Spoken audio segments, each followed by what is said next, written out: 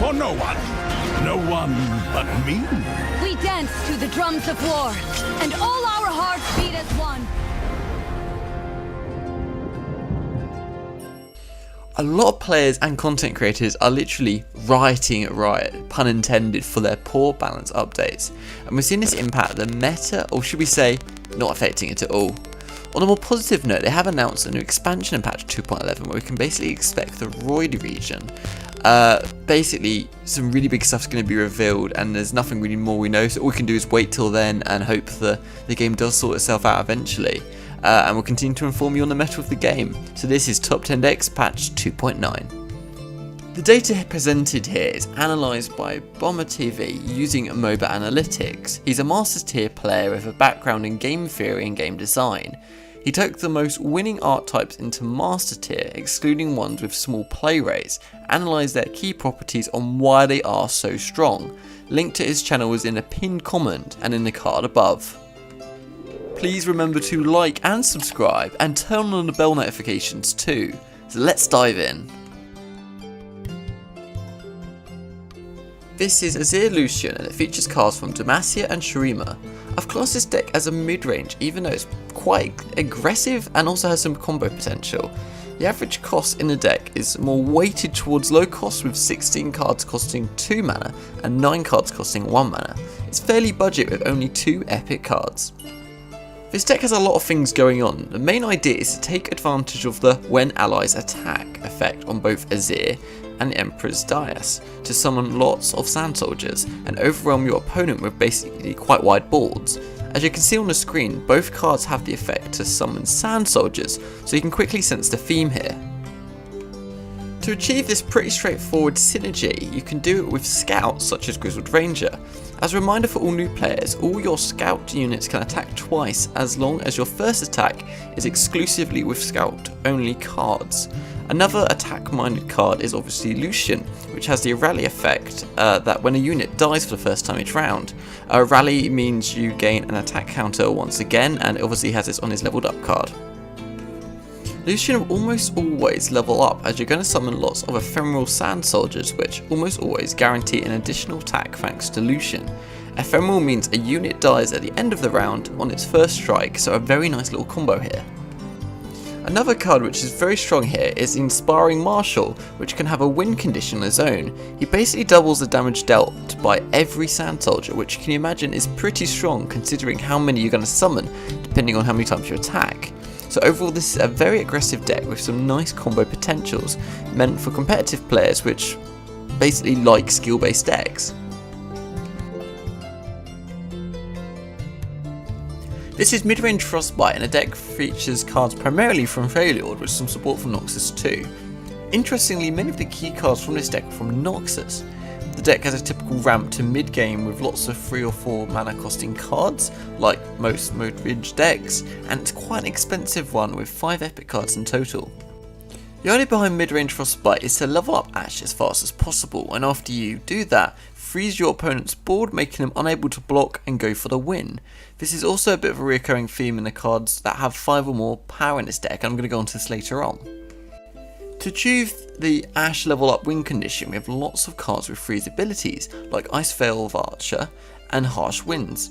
Iceveil Archer frostbites an enemy on play, and Harsh Winds is a burst spell that frostbites 2 enemies. Nice and simple. You can take advantage of the frostbite mechanic when you attack with our glass cannon unit, Trafarian Glory Seeker, making value trades and protecting them from certain death. So this card obviously has Challenger, it's 5 power, 1 health, but can't block unfortunately. This follower has obviously the potential to do some very heavy damage. As she has Challenger, she can simply challenge the frostbitten units and quickly take them out without worrying about them doing any damage back to her. So a very nice synergy here. You also have more synergies to control the board against aggro with cards like the Reckoning or Culling Strike, which could be useful to kill bigger targets, especially with the help from Frostbite. The Reckoning kills all units with 4 less power if you control an ally with 5 plus power. Most of your deck has units with 5 or more power, so you're going to really easily reach this criteria. Culling Strike kills a unit with 3 or less power. So obviously any unit that has Frostbite is going to have 0 power temporarily, so basically meaning these cards can easily wipe them out regardless of what their original power actually was. Overall, this is a very flexible deck indeed, and it can play for aggressive, value, and even some control, and it's all tied together by the unique mechanic of Frostbite. You're going to have a lot of fun here. Midrange Frostbite was actually one of the best decks in the game for a while, so we're looking pre-Targon and Shurima era here, but it fell out of fashion a bit. But it never was a bad deck in theory, it just didn't become the trendy deck to play anymore, and it's starting to get back to the top now where it was, so it's nice to see it present and viable again, especially as it's not been around for a while. This is Noxus Shurima Aggro and features cards from both Noxus and Shurima. It's very aggressive with a huge 30 cards costing 3 or less mana. The champions in this deck are Azir, Draven and Darius, and it's very budget with 24 commons and only 1 epic card needed. This deck is just straight up aggro. We're running the best of the best aggressive units, so ideally you want to start the game with Legion Saboteur or the new Dune Keeper. Legion Saboteur has 2 damage and deals 1 to enemy nexus on attack, and Dune Keeper also has 2 damage on himself and summons a Sand Soldier on summon, and this could provide up to another 2 damage. Then follow up with Legion Grenadier, or double up on 1-drops. So Grenadier obviously has 3 damage and deals 1 on death to the opponent. So the trend must be quite apparent here. You're basically really just trying to chip away damage at your opponent's nexus. Getting Azir is crucial on turn 3, as it can put so much pressure on your opponent. Azir can keep obviously summoning Sound Soldiers, who deal 1 damage to the enemy's nexus on attack, so just really good continued burn here. Shurima now shines bright with one of the best burn spells in the game, Ruinous Path. This obviously draws 1, and if you've slain a unit this round, drains 2 from the enemy nexus, so once again some fantastic value here to keep chipping away at the opposing nexus. Later on you have lots of burn cards, so think Decimate or Nox for 4. Decimate deals 4 to the opposing nexus, and Nox for 4 deals 3 to an ally to deal 3 to anything. You can target the opponent's nexus with this too, so overall it really kind of contributes to a really aggressive deck, and even though it feels quite repetitive, you're going to be climbing the ranks quickly with this one. Noxus Shurima Aggro is currently dominating the meta. We're seeing lots of aggro versions of Shurima decks pop up right now, and this is the variant that is kind of working the best with the traditional Noxus aggro decks that have obviously been in the meta for God knows how long. When new players try new decks after an expansion is released, aggro decks typically thrive, so I'll be interested to see if in a few patches if this is still the case. The best deck to counter Noxus Shurima aggro is actually Thresh Nasus. You can constantly remove their threats while being more aggressive, and on your turn it does not matter if your units die, because then you hit them with bigger potential burn cards. The Atrocity, basically the biggest burn card there is right now.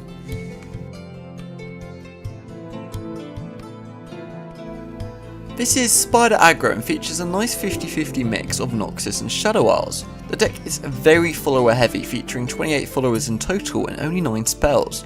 If you look at the mana cost split in the bottom left, you will see that a mad amount of cards cost 3 or less mana. The only cards costing 3 or more is the 3 copies of Decimate that cost 5 mana. It's a very budget deck with 0 epics and 27 commons, making it great for beginners too. This deck is the essence of aggro. You want to deal as much damage as possible with the first 2 attacks of the game, as essentially your curve ends at 3 mana. This means against control decks, you want to develop as much as possible without risking too much from that AoE, even though sometimes you've got to take the risk. But if they have a board clear, then good luck, but all decks have a counter. Legion Rearguard with 3 damage and Precious Pet with 2 damage, and a Fearsome, meaning that very few early game cards can actually block it, can help your very aggressive turns on 1 and 2, so you're going to be doing a lot of damage here. You can deal an insane amount of damage very early. For example, on turn 1 you can summon a Legion Saboteur for 3 damage. Turn 2 you summon a House Spider, who in turn summons a Spiderling 2 for an additional damage. And turn 3 you summon a Frenzied Skitterer for 11 damage in total, setting your opponent at 6 health by turn 3. So your games could be incredibly short if everything goes in favour here. Later on you can easily burn your opponents from low amounts of health with burn spells like Decimate, and burn units like Doom Beast. Decimate simply deals 4 damage to your opponent's nexus, and Doom Beast drains 2 from your opponent's nexus when summoned with Nightfall. So it's not only burns your opponent, but can also help keep your nexus healthy, because obviously you can be playing very aggressively, you need to survive as well. Stalking Shadow is a particularly strong card for the burn purposes, as effectively you can double your burn potential from units like Doombeast, or simply copy cheap units to go very wide very effectively. For example, copy a Stygian Onlooker, who gains 2 damage and Fearsome on Nightfall, so this is a great unit for quick, easy 4 damage. Here is another deck you'll definitely recognise. It's Pyro Aggro, featuring cards from Noxus and Bilgewater. It's an aggro deck with a very mixed mana cost, with several cards costing all the different mana costs from 1 to 5. It's quite an expensive deck to build, with 8 epic cards in total. The power cards here are Misfortune and Gangplank. Even if Misfortune will struggle to level up, she's here just a consistent way basically to level up Gangplank and make your board much more threatening on your attacking turns. Gangplank can then end the game against wide boards, and therefore making aggro mirror matches quite easy with this deck. This deck wants to develop a board early on, and you can do this with a very quick start to the game with burn cards such as Lieben Saboteur and Jagged Butcher. Afterwards, has a lot of ways to end the game with burn with units like Imperial Demolitionist or Jack the Winner. Jack the Winner creates a Sleep with the Fishes each round, which deals 2 to an ally to deal 2 to the opposing Nexus. You also have Zap Spray Fin, which will be able to draw you a Noxus for 4, always, as this is your only spell card with 3 or less mana, and this is obviously a fantastic card in this deck which can be very aggressive. If you reach late game, you can quickly close the game with Captain Farron and Decimate. Using the Overwhelm on Captain Farron and the pure burn damage from Decimate will quickly reduce your opposing Nexus to 0. So overall this is a pretty solid deck and a very fast one too, so if you want to rank up quickly, this is definitely an option I recommend. Pyro Aggro receives a nerf to Captain Farron, but some deck lists of this Pyro Aggro archetype don't even include him. So even if they do, you're going to have such a strong aggressive opener with 2 Decimates that's probably going to be more than enough for this deck, so I'd say it's basically unchanged. Pyro Aggro is obviously an aggro aggressive deck, and when it's so early in an expansion, aggro decks like this one are always going to perform quite well, preying down on players experimenting with new unrefined strategies, so that's why loads of aggro decks are on this list.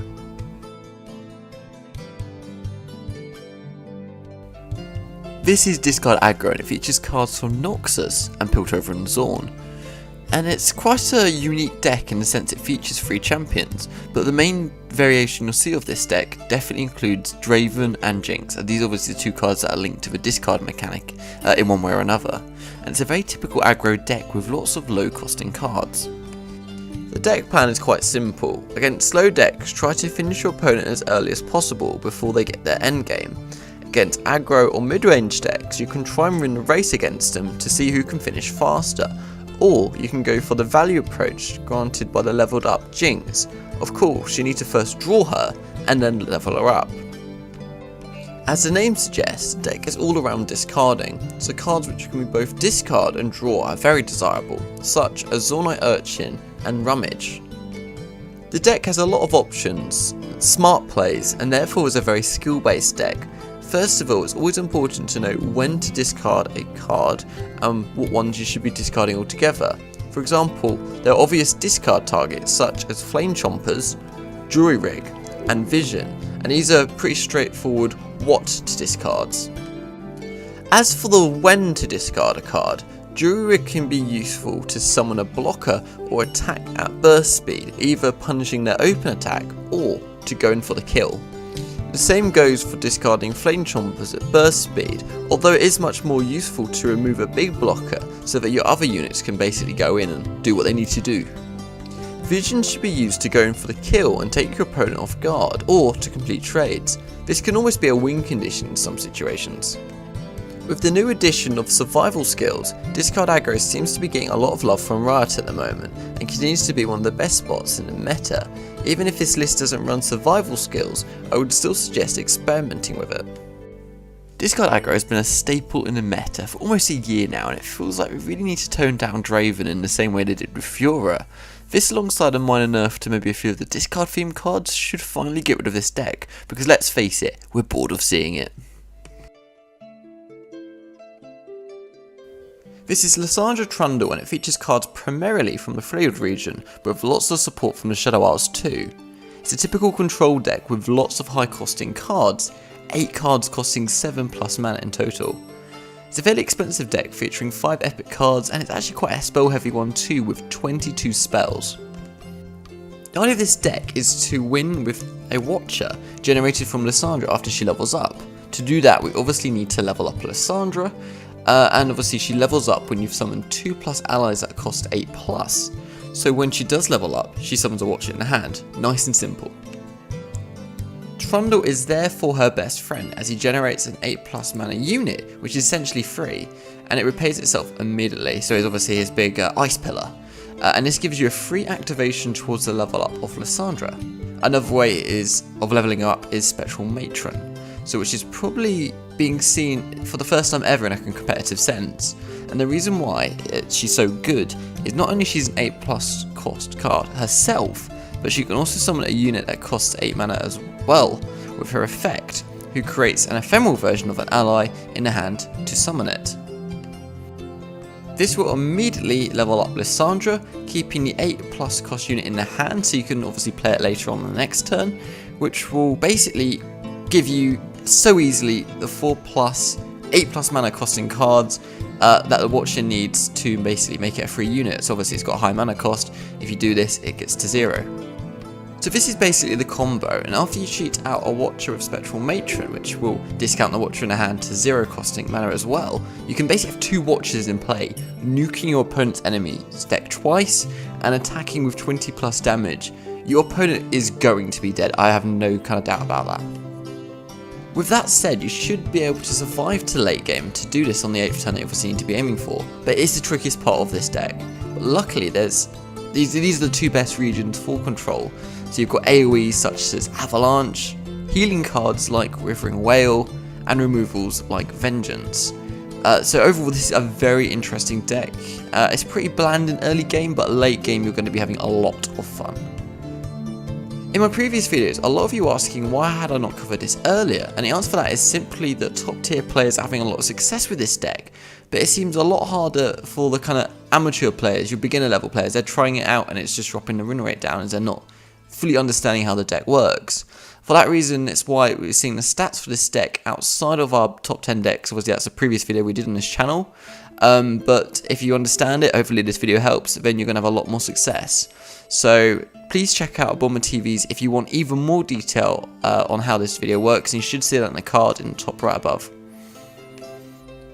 Midrange Frostbite saw a bit of a resurgence, maybe because of the lack of proper control decks except for Lissandra Control, which, let's say, most of the time is probably going to be a fair matchup.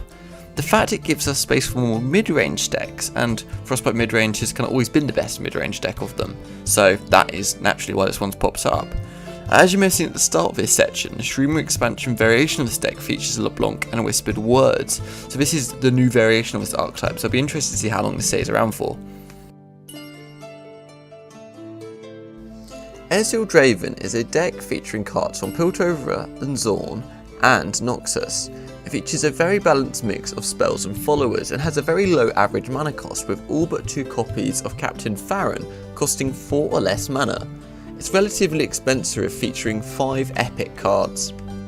The core idea of this deck is to get your Captain Farron out as fast as possible and finish the game with him. To accomplish this goal, you need to do 3 things: draw him, survive, and deal a little bit of damage before he comes onto the board. To accomplish the draw part, we have the so-called discard package. Discard to draw cards like Sump Dredger and Rummage are fantastic draw tools, which unfortunately would not really increase your hand size, but basically quickly cycle through your deck faster to get the cards you need. That's where Draven, Chomp and Ballistic Bot come in.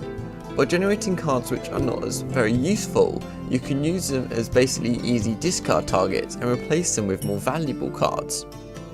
To survive, you have lots and lots of control tools, like Mystic Shot and Thermogenic Beam. Use these to take out your opponent's key cards. On top of that, all the units from the discard package are pretty good blockers too. Azir can be involved in your game plan, which also helps on the control side, giving you additional Mystic Shots. Finish off by summoning Captain Farron and using his Overwhelm and the Decimates he generates to quickly finish off your opponent. Captain Farron that appears in this deck got nerfed, and this deck is much more noticeable than all the others that he was basically running. So this deck is still super consistent though, which is why it's still pretty high on this list, but not the number one spot. Captain Farron. Azir Draven is consistently in the top 10 decks in every patch, consistently even hitting S tier, so I guess it's time that Draven is hit by a nerf, but I feel almost other decks are taking away the attention from him, so he's gone very much under the radar. This is Thresh Nasus, features cards mostly from the Shadow Isles, with a large number of cards also appearing from the Shurima region. It's a bit of a control aggro hybrid, if that even makes sense. It has a lot of low costing cards, but the win condition is more controlled focused. It's a medium budget deck with 3 epic cards needed.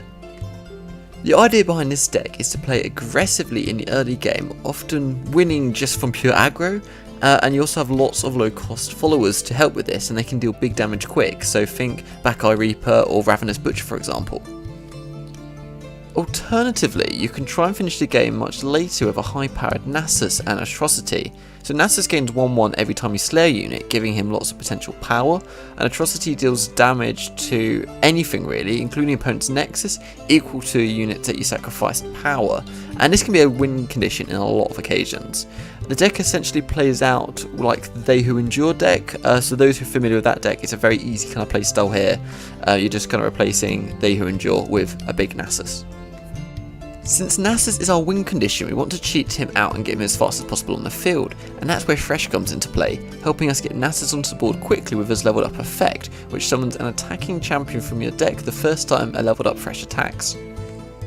To help Nasus get lots of power, so many cards in this deck involve killing your own units to contribute to the slay tally, so this includes units like Blighted Caretaker and spells like Rite of the Calling, which both involve killing one of your own units. You also have lots of ways to draw, both for refueling fuel, which an aggro deck needs because they're going to be using lots of cards quickly that die, as well as getting your combo out faster. So these drawing cards include cards like Spirit Leech or Glimpse Beyond, which also have effects that involve killing your own units, so once again supporting that slay total as well as helping kind of fuel the aggro engine. It may sound crazy, but actually the best decks to counter Thresh Nasus are Scargrounds decks, either with Sejuani and Thrain or Braum Vladimir. Both of them have Frostbites, which are essential to counter Nasus the Atrocity combo.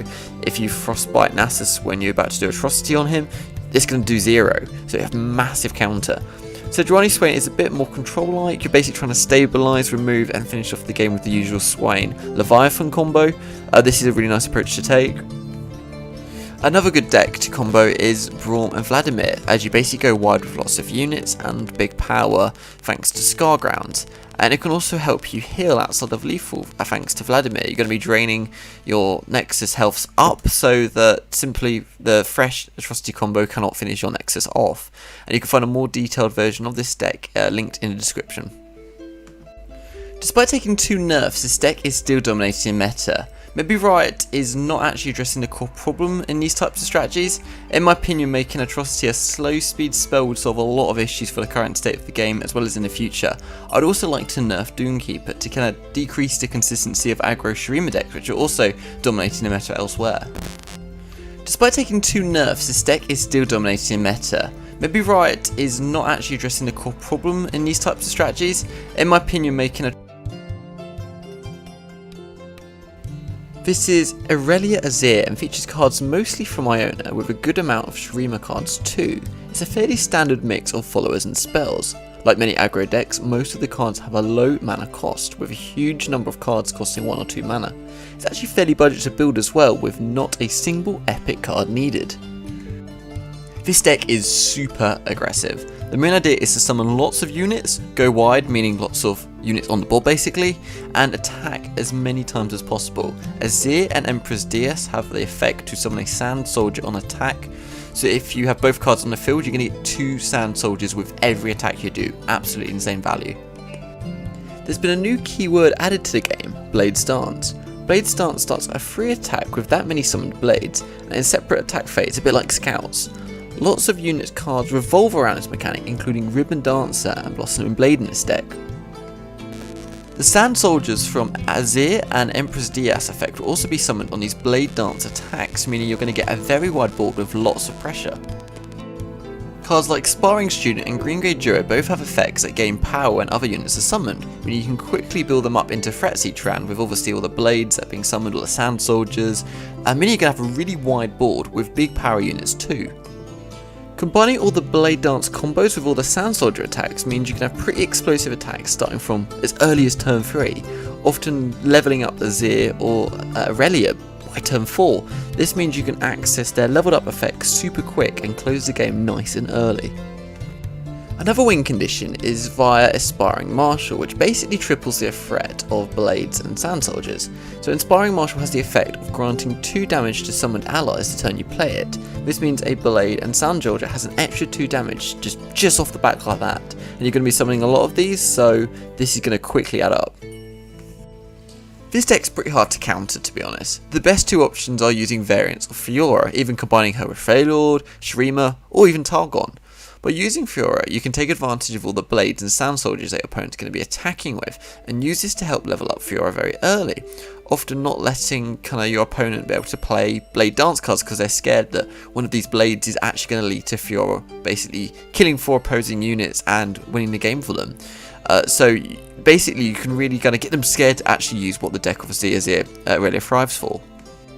Another counter to Azir Irelia, ironically, are burn decks, and the most effective of them right now is Noxus Shurima Aggro, which ironically features Azir once again. With this burn deck, you're looking to simply be more aggressive than your opponent and beat them over the finish line. You're going to be out trying to aggressive them. You can find a more detailed version of this deck basically on how to counter them, and BomberTV's done these, and you can find it in the card above. We saw 2 nerfs for this deck in patch 2.9, but nothing's really changed at all. People are simply removing Inspiring Marshal for Voice of the Risen and Blossoming Blade for other tools like Notify or Deny. They're literally changing nothing at all this patch to the game, and they're just basically, it's just a really annoying place to be in. This is mainly because while 2 cards make the archetype more consistent, they were not the key problems. Hopefully next time we were here, And there we go, guys. What do you think to the decks on this list? I know what you're thinking. What a boring list. And I agree. Can Riot please sort Azir Irelia out, because I don't want it to appear in this video anymore. I'm bored of it appearing. And there we go, guys. What do you think to the decks on this list? What do you think is the best deck in patch 2.9? I would love to hear in the comments. Up next is best meta decks patch 2.9, taking a look at the decks dominating the meta and why they're doing so. The data presented here is analysed by BomberTV using MOBA Analytics. He's a Masters tier player with a background in game theory and game design. He took the most winning archetypes into Master tier, excluding ones with small play rates, analysed their key properties on why they are so strong. Link to his channel is in a pinned comment and in the card above. I've recently set up an Instagram account, @LawGuides, and I'll be doing a giveaway shortly. Please follow this account for posts about new videos, and will be in a chance of winning this giveaway. Please remember to like and subscribe and turn on bell notifications too. See you next time, guys.